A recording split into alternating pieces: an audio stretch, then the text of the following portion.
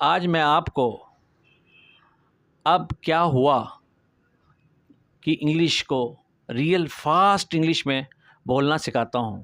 اگر اس کلاس سے یہ جملہ تیزی سموتھ فلو سے آپ کو بولنا آ جائے تو ہمارے چینل کو ضرور سبسکرائب کریں، ویڈیو کو لائک کریں، شیئر کریں تاکہ ہماری آنے والی نئی ویڈیو بر وقت آپ تک پہنچ سکیں.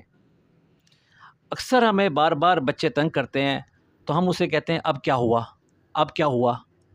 تو اس کی جو انگلش ہے اگر ہم سلو میں اسے بولتے ہیں وٹ از اٹ ناؤ، بہت زور لگے گا. وٹ از اٹ ناؤ، اب کیا ہوا.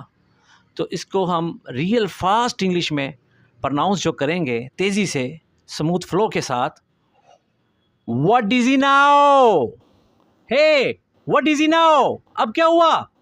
What is he now, what is he now, اب کیا ہوا. What is he now. What is it now کو ہم تیزی سے بولیں گے وٹ از ہی ناؤ، ہے وٹ از ہی ناؤ، اب کیا ہوا. What is he now, what is he now, اب کیا ہوا. What is he now.